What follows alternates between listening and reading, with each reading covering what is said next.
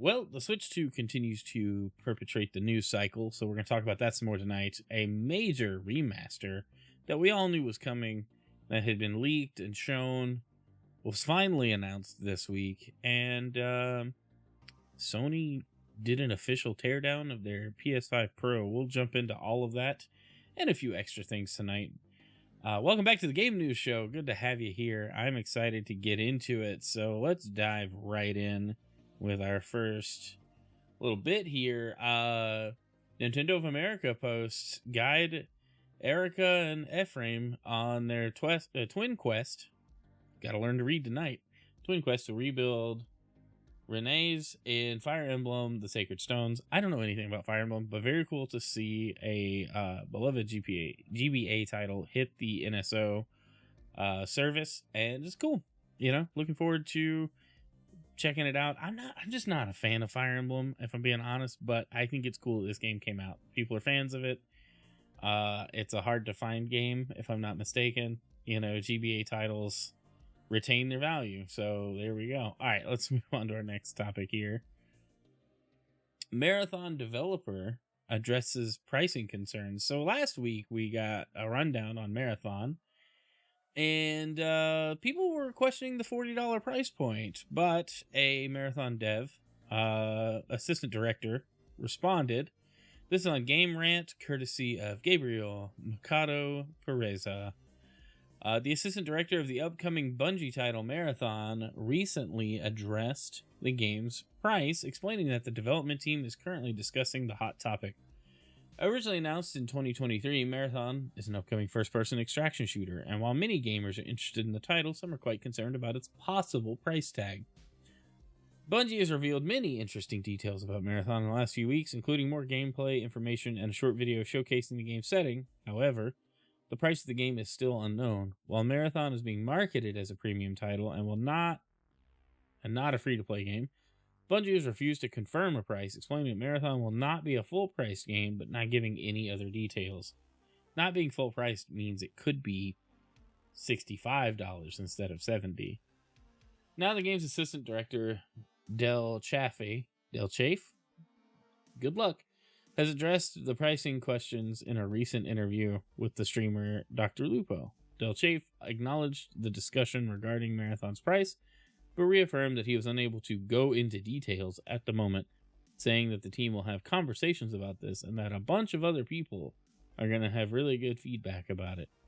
While the developer reiterated that Bungie's goal is to build a community around the game, it's still impossible to know how much Marathon will cost.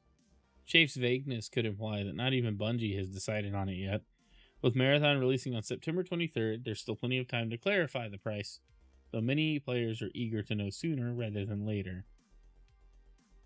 So interesting, while the title's pricing remains nebulous, it seems clear that Bungie wants as many gamers as possible playing Marathon. Last week, the developer revealed PC system requirements for Marathon, which are rather modest. Gamers will need entry-level CPUs and GPUs like the Intel Core i5 6600 and the NVIDIA GeForce GTX 1050 Ti, as well as 8 gigs of RAM to play the game, with minimum requirements, which indicates it will be accessible to most gamers with a somewhat modern PC. In any case, PC case, gamers will certainly learn more about Marathon soon. The game's closed alpha is set to start on April 23, and will have no NDA, allowing gamers to freely share information about their experiences while trying out the title. New rumors also indicate that Marathon's open beta will be available in August, around a month before the release, which will give players one last chance to try out the eagerly awaited extraction shooter before it finally releases as a paid product in September. So, I mean, the $40 price point still is concerning, because does the game have enough value to warrant the cost, or is this going to, is this going to go the way of Concord, or what was the Rainbow Six one? Was it Rainbow Six Extraction, the one with the aliens and the weird stuff? That was kind of fun. I enjoyed playing it, but it didn't stick around very long, and I think it's because you could play other games instead, and I think that's what the concern is here. There's other stuff we can play. Is Marathon going to be worth it? With the alpha starting at the time of recording tomorrow, I'm excited to see the fan response. I wish I could have gotten in on it. But here we are. I don't know. I don't know if I could even sign up at this point. And I'm just looking forward to seeing the gameplay in real time on streams and such, and seeing how people are reacting to it. And if it is something I want to get into, hey, we might check out the beta. But I'm just hoping that they, like, Bungie knows a little about what they intend with the game long term, because if they want to charge people a premium, they have to give them a premium product. And it's not like now where Destiny 2 launched as a paid thing and then became free and more people flock to it. I think at this point, if they launch it at $40 or even $50 or whatever they decide to launch it at, when those people show up, they're going to stick by it. But new players are going to move on very quickly. And I feel like it's going to be like that effect is even more brutal than it used to be. And no amount of free to playing will supplant it. Like, it won't fix the problem. And so that's kind of like the big concern, right? Is, does the price point justify the game? And should they pivot to a free to play model? Is it going to be too little too late? And I don't know. I really hope they have that figured out. We'll see what the game offers in the alpha and kind of the direction that they're heading with, because of course it's going to have some kind of monetization. You don't release a shooter these days without it. Skins, weapon, charms, that kind of stuff. Like, that stuff is going to sell and help fund the game beyond that initial price point. So interesting to see. But all right, let's move down the list here. All right, next topic. I thought this was interesting. If you guys remember OutRun, Michael Bay and Sydney Sweeney are making a movie based on classic Sega arcade game OutRun. And I'm not sure about this. This is George Marston over on Total Film, which is part of Games Radar. So interesting nonetheless. OutRun, the classic driving arcade game. Director Michael Bay is signed on to direct an adaptation of Sega's venerable car racing game OutRun through Universal, with Sydney Sweeney attached to star, as reported by Deadline. And that's about as 2025 a logline as it gets, both in terms of the heat that's been building around video game adaptations in the current media environment and the Mad Libs-esque nature of it all. For those not in the know, OutRun's a classic arcade game in which players take the wheel of a race car. The OutRun games became sensations thanks to their elaborate cabinets, which simulated actually being behind the wheel of the cars in the game. Sydney Sweeney will now be the one behind the wheel of the car, but on film, following the current trend of big-budget video game adaptations such as Minecraft movie, Last of Us, and of course, Sonic the Hedgehog movies. Universal is also home to the Mario Brothers movie and Five Nights at Freddy's. The OutRun movie is set to be written by Jason Rockwell, with Sweeney herself producing alongside Bay and Sega producer Toru Nakahara, who's also been involved with the Sonic films, and Sega president / COO Suji Utsumi. Bay has been racking up offbeat projects, teaming up with musician Post Malone for a new universe based on a heavenly tractor trailer, big rig truck driven by a fallen angel in a zombie-ridden medieval Europe. That sounds like a B movie if I've ever heard one. Sweeney previously dipped her toes in genre films with the ill-fated Madam Web, which she played Julia Carpenter, one of the 3 Spider-Women adapted from comics. She's best known for her roles on Euphoria and White Lotus, which have pushed her to a position as one of the most in-demand young actors of the moment. And what a moment it will be. OutRun as a movie, I don't know, I feel like they're going to have to come up with something more interesting than, hey, we're on a joyride in a Ferrari, which was pretty much the whole concept of OG OutRun. I don't know if anybody's watching this has played it. I loved OutRun, the arcade cabinet specifically. The one OutRun game I wish I owned was the was it OutRun? It was on the Xbox. It was like 2000 something, and that's the one I wish I had, because that one is like super cool. But I don't. And the older ones I remember playing mostly in the arcades. They were super awesome, and I love them. The music is fantastic. Find a playlist of the OutRun soundtrack, and it's just, they're all great. They're all great. So definitely check it out. But a movie? I don't know how I feel about that. I just thought it was relevant and kind of weird and fun to talk about for a moment. Yeah. So what narrative plot will it be? who knows at this point? Does it even matter? Let's move on. All right. Hey, we got a trailer for Star Wars Zero Company, which was just announced the other day. So let's check it out. I don't know if there's any cussing or anything, so I'm sorry.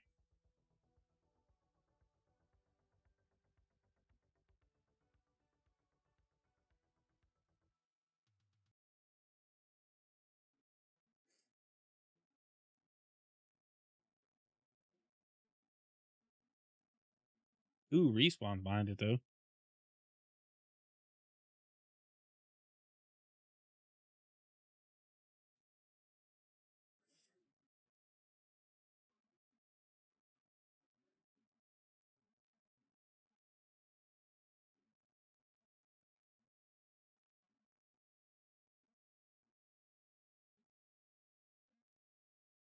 Oh no, is it a tactics game?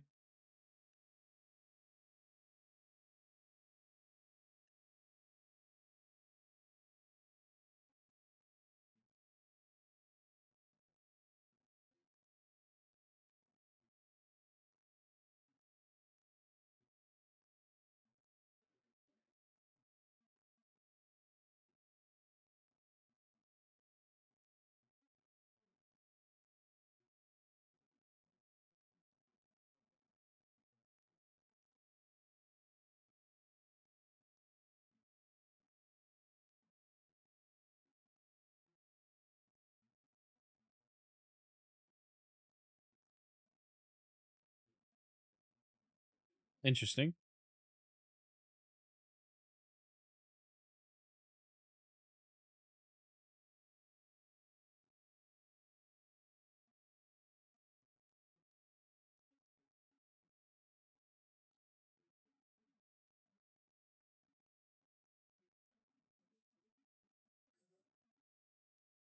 Oh, it is a tactics game. That's a bit of a bummer.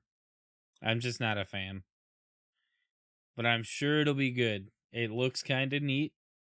Love Star Wars. Love the aesthetic that the Clone Wars series brought to the table.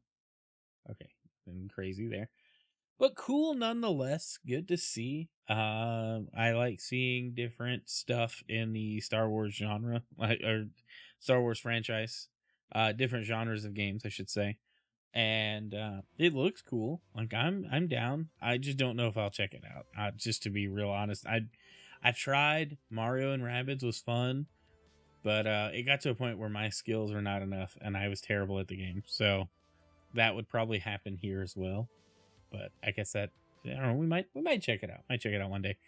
All right, let's move on. I think we have a write up on everything we know so far from GameSpot.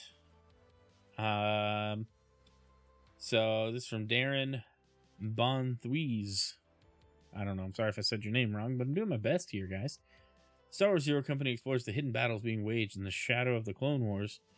After a brief tease, Star Wars Zero Company was officially unveiled, and fans of the IP got a closer look at its XCOM-inspired action. It's been years since we last got a Star Wars strategy game, but Zero Company looks like a fine return to the cerebral side of intergalactic warfare. In production at Bit Reactor, a studio that includes former Firaxis developers, Zero Company won't be out for a while, but there is plenty of information about the game currently regarding its release window, characters, and more. Here's everything we know about Zero Company so far. Okay, 2026. Physical editions aren't available yet. If you're planning to play the game on PC, both Steam and Epic Game Store have pages up where you can wishlist it. Will launch for PC, PS5, and Xbox Series X and S, though I think the Switch 2 would be a good fit for it with the mouse mode and everything. It's probably just too early to announce Switch ports for a bunch of third-party games just yet. Let's see. Set during the twilight of Clone Wars, Zero Company sees you take command of Hawks, a former Republic officer working to stop a dangerous threat to the galaxy. While we don't know what that hostile force is yet, we do know that Hawks assembles their own task team to tackle this problem head-on. A turn-based tactics game, Bit Reactor isn't yet ready to show off deep details on the game, but a brief amount of footage we've seen so far does hint at tactical warfare, synergy between teammates, and plenty of droids to turn into scrap. So yeah, like that looks cool. That's what we got from the trailer. Zero Company's putting emphasis on storytelling, squad dynamics as well, and in a recent interview with GameSpot, BitReactor creative director Greg Forch explained that the game will aim to cater toward both casual and hardcore fans of the tactics genre. At the same time, BitReactor wants Zero Company to look and feel like a Star Wars game. I think they nailed the aesthetic. I want to make sure that we wrap the game with a good story that makes sense to people and tutorializes things as needed, as opposed to kind of hitting people over the head. If you want to experience the game for the story, it's there. If you want to play and you want to have permadeath, guess what? You can do that too. I think making a game where people can appreciate, understand, and get into it and not feel overwhelmed by it, but it still has depth and challenge, you can do both. That's what we've set out to do. I hope they mean that. I hope they mean well with that, because that actually does look kind of cool. But yeah, I don't want to get too deep in the details. It's not a Star Wars show per se, but I thought at least getting some high level news would be good. Watching the trailer, I mean, I think it's cool. So let's move on. Oh, we have another trailer. Okay, so this is not really like a super surprise, but I haven't seen it. Let's watch it. It's an M-rated game. I'm just saying.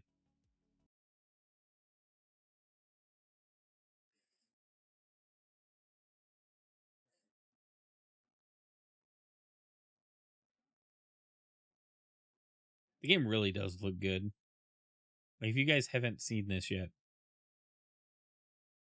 I played this on the 360.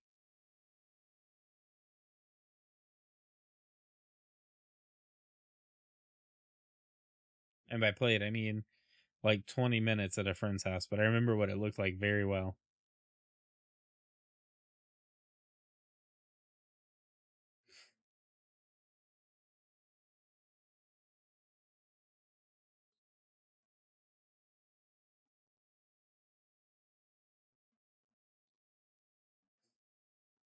Oof. Yuck.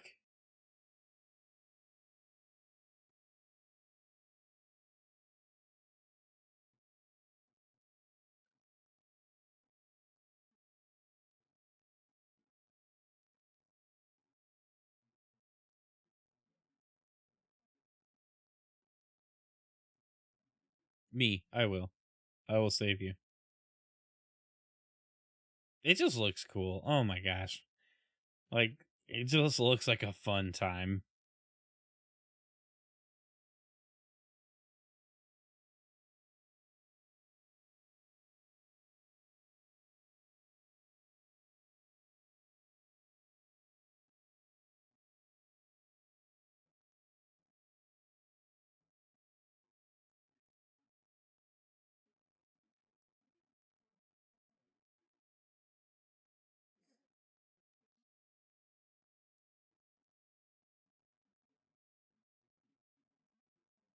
This is so hype.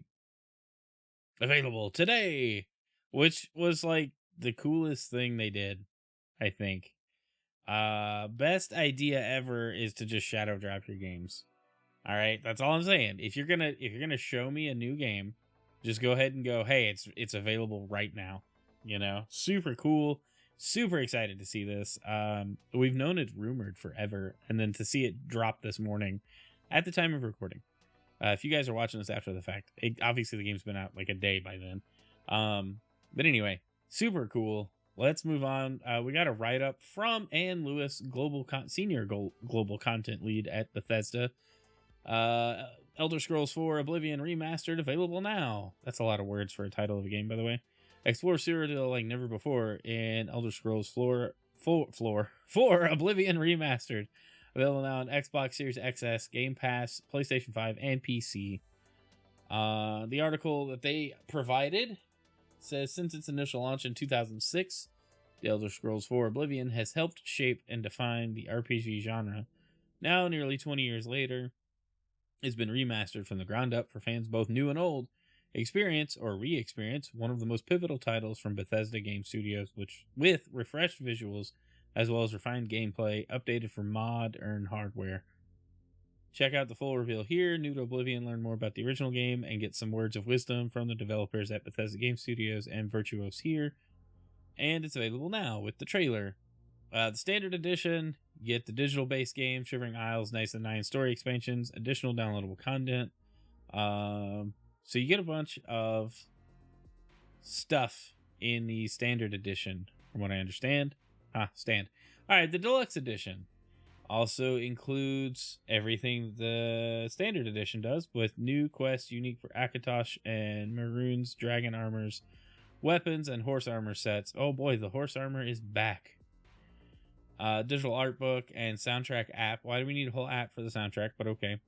Expansions, additional downloadable content. Digital deluxe upgrade gives you the stuff that the digital deluxe version has. So very neat. Very cool to see. Awesome. Well, that's that for Oblivion. It's great. I would say if you liked Skyrim and never played Oblivion, play Oblivion. I think it would be worth it. But I would like to check it out. I don't know when I will, though. But y'all let me know down in the comments if you're excited about Oblivion coming out.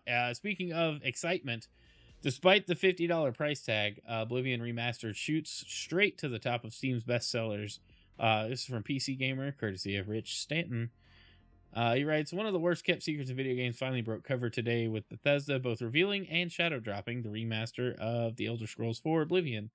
The game comes with a $50 price tag and is also available on Game Pass, which some weren't expecting, but despite that, has instantly shot to the top of Steam's bestseller list. Won't be able to dive in myself till this evening, but the reveal makes this look a little bit more like a remake than a remaster, if we're splitting hairs. The big question among fans will be whether this shiny and polished new version of the game retains the absurdity of the 2006 original, which, with the best will in the world, was constantly a funny experience when it didn't mean to be. The remaster was co-developed by Bethesda and Virtuos, and as well as the standard edition, comes in a deluxe edition featuring an art book, soundtrack, and various cosmetics. Yes, extra special deluxe horse armor. I mean, it's very true. This game spawned cosmetic DLC. Like, this is this game's legacy. As for how it runs, Bethesda's Tom Mustaine says Oblivion Remasters aim to be more friendly to gamers with modern hardware. This is Oblivion in its most complete form.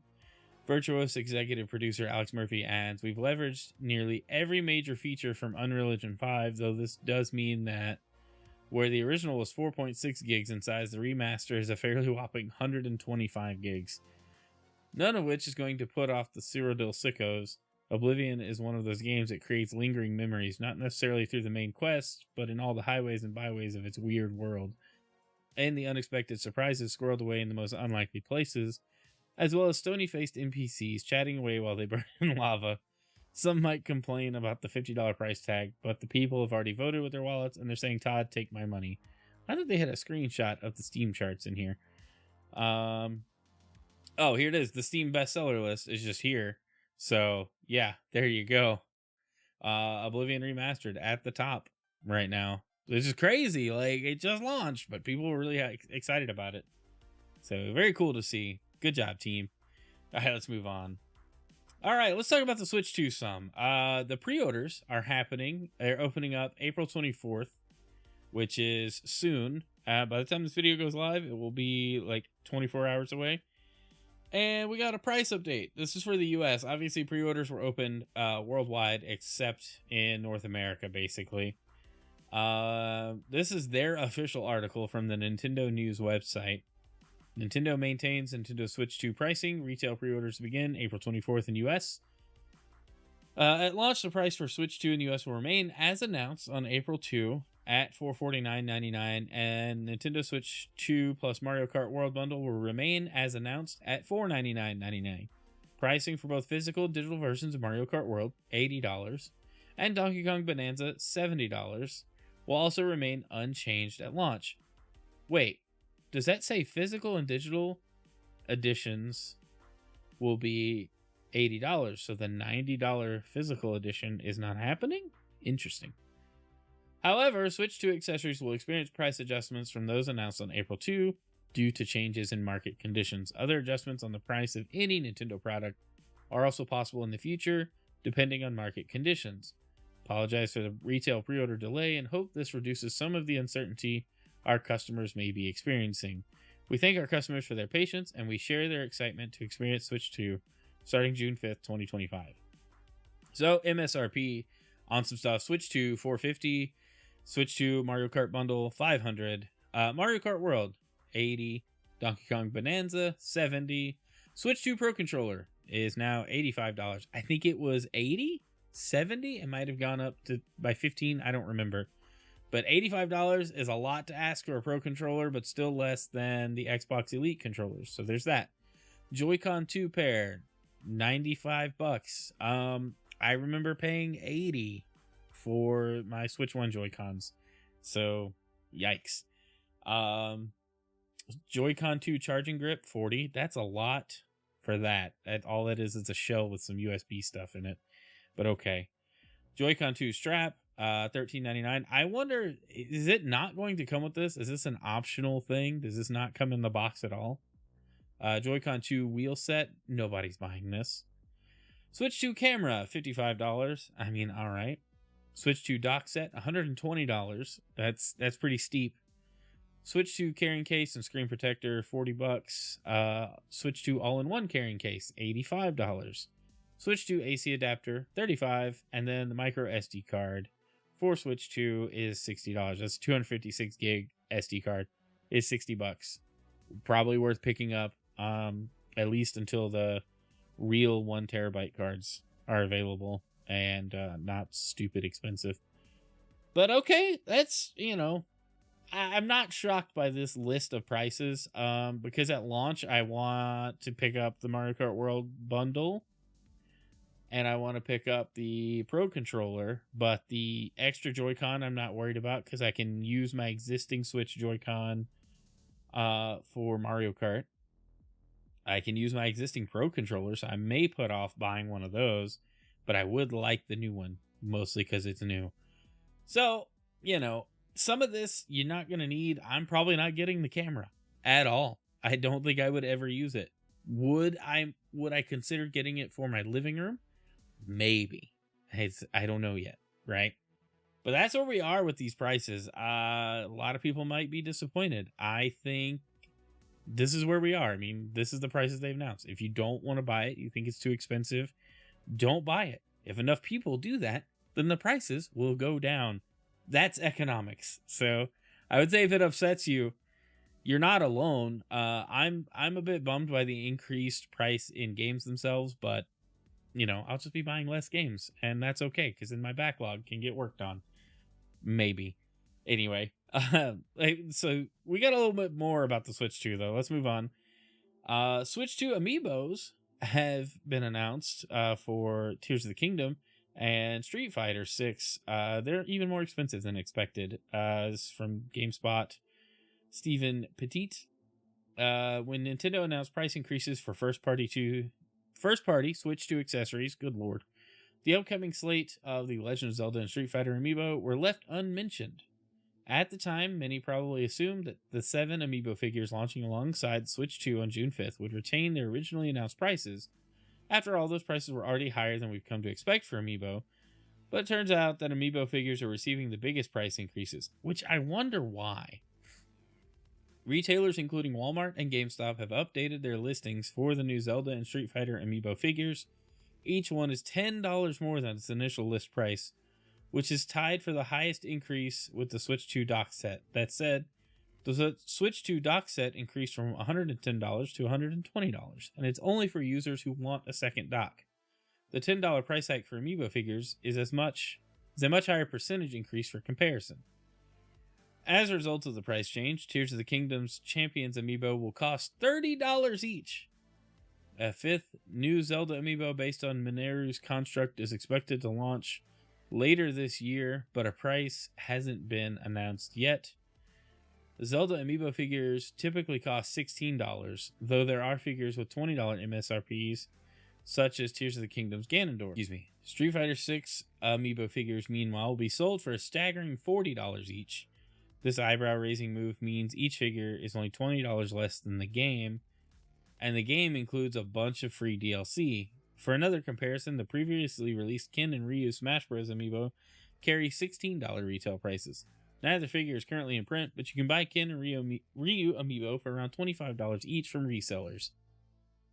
So they have a bit of a cost breakdown here. Tulin, Yonobo, Sidon, and Riju are both all $30 each. Street Fighter 6, Jamie, Luke, and Kimberly $40 each. I'm glad I kind of moved on from Amiibo collecting based on this announcement, because $30 for one little figure. It's a steep asking price, and I don't even know how much functionality it brings to Tears of the Kingdom, and who knows how it will work with the Hyrule Warriors game that was also announced, if at all. Well, that remains to be seen. But yeah, yikes, that's expensive. I'm not too keen on that. But let's go on to some more Switch 2 news. Speaking of the Pro Controller that I would like to get, also from GameSpot, Darren writes, Switch 2 Pro Controller's charging time is half that of the original device, Nintendo says. Ahead of its launch on June 5th, anyone looking to pre-order a Switch 2 console will be able to grab a few accessories to go along with it. Switch 2 Pro Controller will be one of the devices available to purchase, and while it looks very similar to the first-gen model that launched alongside the Switch in 2017, Nintendo says one aspect of it has been significantly improved. On the official Nintendo website, the company claims that the controller can now be charged in approximately 3 hours when the console is in sleep mode, around half the time of the original Pro Controller. What makes this interesting is that the new Pro Controller has a smaller 1070 mAh battery when compared to the original. It has a 1300 mAh battery. And for overall battery life, Nintendo says you can expect up to 40 hours of use depending on the game you're playing and usage conditions.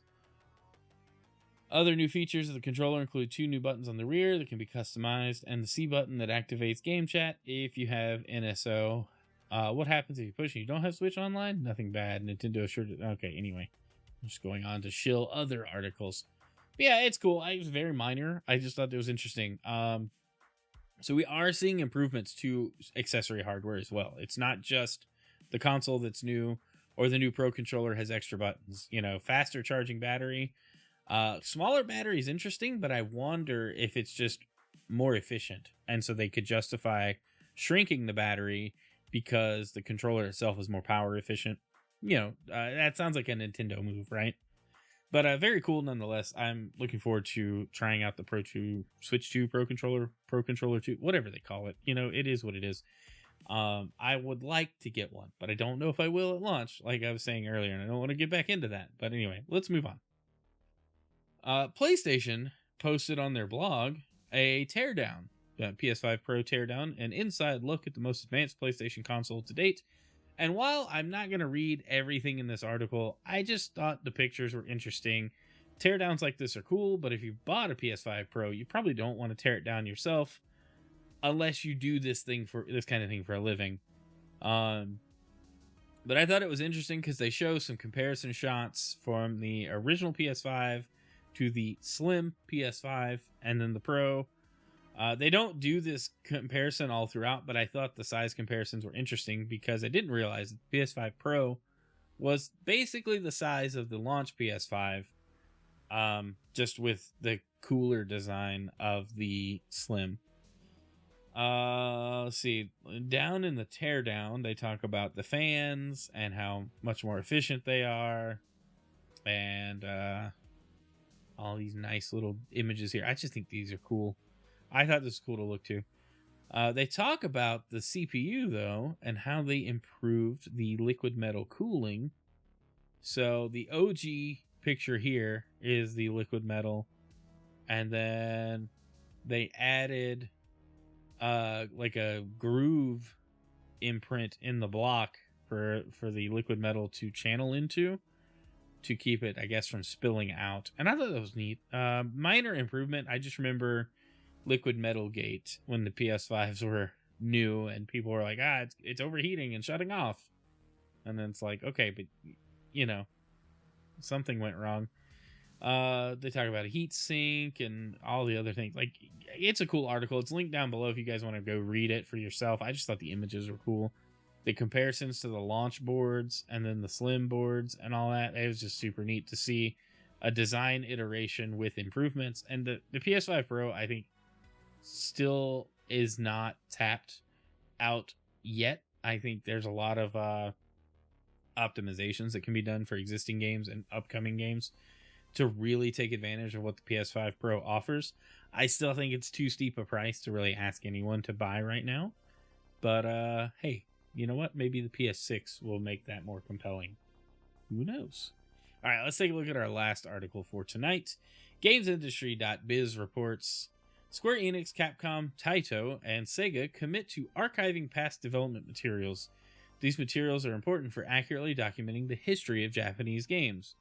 And I absolutely love this idea. Vicky Blake writes this article for us. As detailed by GameMakers.jp, Square Enix and Bandai Namco have reportedly been working to preserve materials used during development, such as concept art, illustrations, and image boards from the 1980s and 90s. But now other major Japanese developers have also pledged to preserve development materials. In a lecture at SIGGRAPH Asia 2024 last December entitled The Cutting Edge of Preservation, Square Enix lead AI researcher, I'm not even going to attempt your name and I'm very sorry, Capcom Digital Content Archive team producer, Sega producer, and Taito producer all talked about how each company archives its own development materials, accurately documenting the history of Japanese games and communicating it to the world. Each company keeps its own historical game development materials, but it is difficult to say that the industry is keeping them in good condition, explains the session's description. These materials are important for accurately documenting the history of Japanese games and communicating it to the world.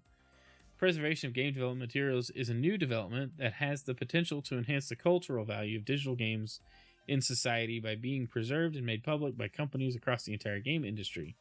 The aim is to share knowledge about the global importance of game development materials that have built the history of Japanese digital games to date and how they can be put to practical use. GameMakers.jp lists in detail what the companies currently and intend to do, such as Capcom's Capcom Illustrations archive system. Taito, which produces large arcade cabinets, admitted as cabinets require so much space for storage, they've previously been discarded, but now it attempts to store physical documents in special boxes, scan original master specification docs, and keep arcade circuit boards for each legacy title, as well as their maintenance manuals. That's actually kind of cool. Sega's preservation activities have been underway for around a year, with the Japanese megacorp also detailing the importance of preserving arcade cabinets, producing faithful reproductions of past consoles, and high-precision emulation revivals using original data for titles from the 1980s to the 2000s. Earlier this year, GOG partnered with the European Federation of Game Archives, Museums, and Preservation Projects, FGAMP, Europe's largest federation of organizations working to preserve video games as cultural heritage, with fellow members including Video Game Museum in Rome, France's mo5.com, Computer Spiel Museum in Berlin, the Netherlands Institute for Sound and Vision, and Embracer Games Archive. GOG said its membership marked a significant step in bridging the private sector with cultural organizations across Europe. All right, so that article didn't really have a conclusion, but here's my takeaway from it. It's important we preserve these things. One, for the cultural impact of these games and kind of seeing how they're developed. People love behind-the-scenes things, but I also think up-and-coming developers could do with history lessons and seeing where we used to, like, where we were. Where do we come from as software developers, as game developers, designing, art, pixels, optimizing hardware, like all of that is worth preserving and sharing for the next generation of developers to see. And so I thought it was cool to see there's finally some attention to preserving these things, because Lord knows how many times a game is like people want it to come back out and the devs are like, hey, we don't know what happened to the original code, or we can't, we don't even know where we would start a remaster for this. And it's a story we've heard time and time again with some of our favorite older games. So there we are. But yeah, cool to see. Excited to see where that goes. But that does it for this week's game news, guys. Thanks for hanging out and being here for that. I am about to go play some video games with chat. But if you're watching this on YouTube, I appreciate you being here. Let me know what you think of any of these articles that we covered. Are you picking up Oblivion Remastered? Are you excited about it? Will the Switch 2 price increases on Amiibo or accessories deter you from getting the system at all? Or are you just going to hold out for some used stuff? Like I think some of it I'll wait a little longer on, but I still would like to try to get the system at launch. I'm kind of on the fence though. I definitely want to pre-order it. I want to commit to that day one experience, but we'll see what's available when we get there, right? Thanks so much for watching. Y'all have a great night. I'm going to play video games now. See ya.